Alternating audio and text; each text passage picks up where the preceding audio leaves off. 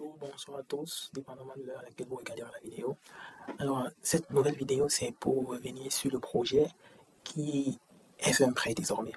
Donc là, je vais vous présenter un peu les fichiers du projet. Comme je l'ai dit, je me suis contenté de finir avec, disons, la partie back du projet et l'intelligence artificielle, en l'occurrence Claude, s'est occupée de la partie front. Donc, voici les fichiers que j'avais déjà présentés. J'avais déjà expliqué plus ou moins en quoi consistait chaque fichier. Je rappelle ici qu'il s'agissait d'une médiathèque et puis on devait en quelque sorte enregistrer les livres, enregistrer les personnes qui venaient emprunter et toutes les fonctions derrière, c'est-à-dire faire une recherche des derniers emprunts, connaître quels sont les derniers emprunts qu'on a effectués, connaître les livres qui sont disponibles, connaître les livres qui sont indisponibles, bref, toutes ces fonctions ont été réalisées. L'IA m'a aidé à faire la partie front en utilisant bien sûr déjà mes fichiers, qui l'IA m'a aussi aidé à faire le test pour voir si les fonctions fonctionnaient. Il y a des tautologies, mais pour voir si les fonctions fonctionnaient effectivement, s'il n'y avait pas de bug, parce que là c'est aussi un défi. Après avoir implémenté toutes les fonctions, il faut une phase de test qui permet de vérifier effectivement si toutes les fonctions sont OK. Donc là, on va passer au projet, à la médiathèque. Là, j'exécute rapidement. OK. Voici notre fameuse médiathèque. Voilà. Voici notre fameuse médiathèque. Donc, on va enregistrer 2-3 livres et puis il faut voir si tout fonctionne. Alors, là, je viens de mettre un numéro ISBN au hasard. On va mettre quel livre? Aucun livre ne me vient en tête. Là, je mets peut-être Bel-Ami. Je ne me rappelle plus de l'auteur, mais je pense que c'est le guide de Maupassant. Je ne sais plus trop. Voilà. Année, je ne sais pas trop, 2005. Quantité, disons qu'il y en a 8. Et j'ajoute le livre. Là, le livre a bien été ajouté dans la liste. Et je vous rappelle que la fonction, c'est une fonction qui s'occupe d'afficher le livre dans la liste. Je vous connais la fonction. C'est deux fonctions. La première fonction, c'est cette fonction find book. Non, find book, c'est pour la recherche. Et non, c'est cette fonction catalogue. Okay. C'est la fonction view info. Vous voyez, view info qui permet d'afficher les informations du contenu. Et là, dans ma fonction, j'ai mis avec le cout qui permet d'afficher. Donc, l'IA a su comment gérer, récupérer ce qui était affiché pour pouvoir afficher dans l'application. Comme je vous ai dit, c'est l'IA qui s'occupe de l'interface graphique. Mais pour le moment, ça fonctionne. Le premier livre a été ajouté, ajoutons un deuxième.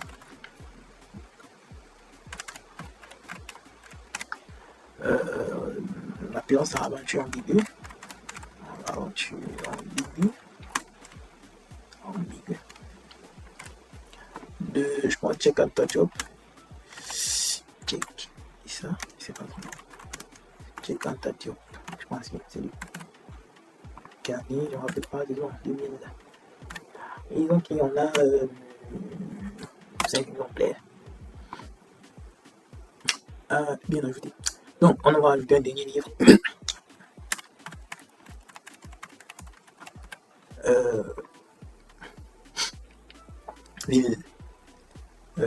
Ville Cruelle, je pense bien.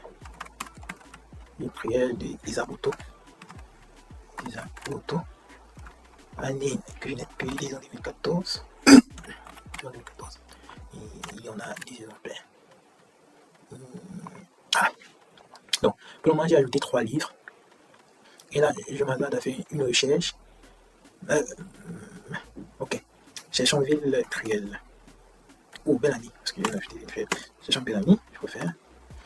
C'est vrai qu'ici, je n'ai pas géré. Je ne sais pas s'il y aura un problème de casse. Parce que c'est bon. Faisons une recherche. Absent, pourtant, je pense que si je mets le A majuscule, peut-être qu'ils vont trouver cette fois-là. Il doit être trouvé. Il y a un problème de casse, c'est-à-dire que je dois gérer ça, je n'ai pas géré ça. Le problème avec les majuscules et les minuscules, lorsque les caractères sont en majuscules, c'est différent des caractères en minuscules. Donc, du coup, il y a une fonction qui permet de convertir tout l'input, quel a été un input, qu'il a été en majuscule ou en minuscule. Il y a une fonction qui permet de convertir en minuscule si on veut ou en majuscule si on veut. Donc, c'est quelque chose que je n'ai pas géré. Et on appelle ça la casse qui devrait être gérée. Je ne l'ai pas géré. Mais bon, la fonction, pour le moment, tout fonctionne. Je trouve bel et bien le livre Bel-Ami Ici, je cherche maintenant par numéro d'ISBN. Je ne sais pas si c'est possible de copier ceci. Je vais juste recopier alors. Donc, le numéro est 9 5 0 8 7 4 6 5 8 6 7. Ok, cherchons. Trouver dans la table à charge, donc la fonction a été bien implémentée. On va dans emprunt, l'onglet emprunt, qui est cette fonction que je vous présente. Emprunt, c'est pour... Donc, voilà les fonctions pour emprunt. On ajoute un emprunt. Là, c'était dans une liste. Et on cherche un emprunt, donc tout simplement. Donc, là, l'IA m'a facilité en me présentant directement les livres disponibles pour les emprunts. Et là, je n'ai qu'à choisir. Là, j'ai choisi Aventure ambiguë. Voilà, Belle Amie. Emprunteur, je mets mon nom. La date du jour. 4/07/2026. Donc, pour emprunt, il y a des fonctions add history et find history. Là, dans l'implémentation, pour la add, on vérifie exactement puisque on vérifie si le livre est présent. Si le livre n'est pas présent, on ajoute. Donc, on prend la date, on prend l'emprunteur, on prend le livre en question et on prend un historique. En réalité, ici, c'est le pointeur de la liste.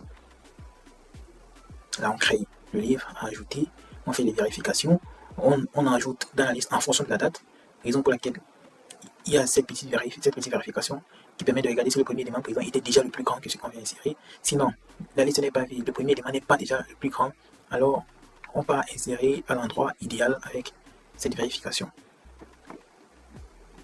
Donc, l'IA m'a facilité la tâche. Sinon, au niveau du livre, je devais réécrire moi-même. Non, mais l'IA m'a directement permis de montrer, d'afficher directement la liste des livres déjà disponibles, qui est très intéressant. Et là, je n'ai qu'à choisir le livre, l'emprunteur et la date. Et là, je clique sur ajouter un emprunt. Donc, derrière ce bouton, la fonction derrière est cette fonction d'ajout de l'emprunt dans la liste. Et voici le résultat qui est bel et bien là. Donc, on va maintenant emprunter Belle Amie. Nom de l'emprunteur, on va dire Loïc. Et date d'emprunt, disons que la personne a emprunté le 22/06 2026. Et ça fonctionne. Donc, jusqu'ici, tout fonctionne. On parle dans la liste d'attente, c'est-à-dire des personnes qui souhaitent emprunter. Et voici la fonction derrière, la liste d'attente, waiting queue. Donc, il y en avait un queue pour ajouter, des queues pour enlever. N'oubliez pas qu'ici, il s'agit d'une coda, donc, c'est-à-dire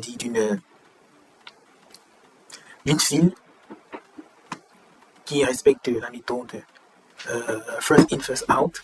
Donc, ça c'est pour ajouter, ça c'est pour enlever, et ça c'est pour afficher les informations de la liste.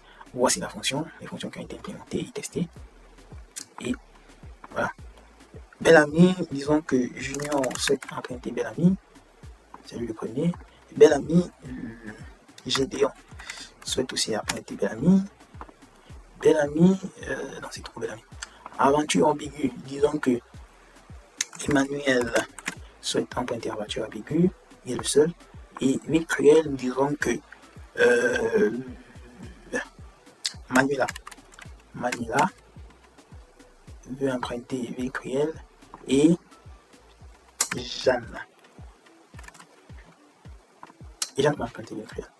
Donc, là, il y a le bouton retirer le premier de la file qui normalement doit être Junior, qui a été le premier qui a voulu faire un emprunt. Donc, normalement, on doit enlever Junior. Si on enlève Jeanne, c'est que j'ai eu un problème au niveau de l'implémentation de la fonction. Junior est enlevé, après Gédéon, après Emmanuel, après Manuela et après Jeanne.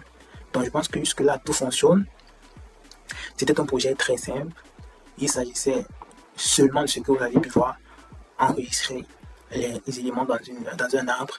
Par la même occasion aussi, enregistrer dans une table de hachage en fonction du mode ISBN qui permettent d'enregistrer de deux façons différentes en fonction de deux éléments différents. L'un enregistre en fonction du mode ISBN, l'autre enregistre en fonction du nom. Et là, on a ajouté une liste d'emprunts, une file d'attente. C'est clair qu'on peut améliorer. Par exemple, lorsqu'on a fait un emprunt, le nombre de livres disponibles doit diminuer, tellement de choses, mais c'était pas ça le plus important. Le plus important, c'était de pouvoir implémenter les structures de données derrière pour essayer de montrer à quoi on pouvait s'attendre dans un projet réel, parce que l'idée à la base, c'était d'implémenter, de faire un projet dans lequel on utilisera un peu de beaucoup de choses, mais je ne voulais pas que ce soit uniquement une application console, je voulais que ce soit une application avec une interface comme ce que vous avez devant vous, pour que ça puisse ressembler à quelque chose de concret, pas juste abstrait derrière une console. Donc ça sera le premier projet. On va passer au deuxième projet qui sera, pour spoiler, un mini réseau social. C'est encore mon ami Claude qui me l'a proposé. Là maintenant il sera question des graphes. Je vous reviens dans la prochaine vidéo pour vous expliquer de quoi il s'agira et comment ça sera. On se capte et on se dit à très bientôt. Ciao ciao.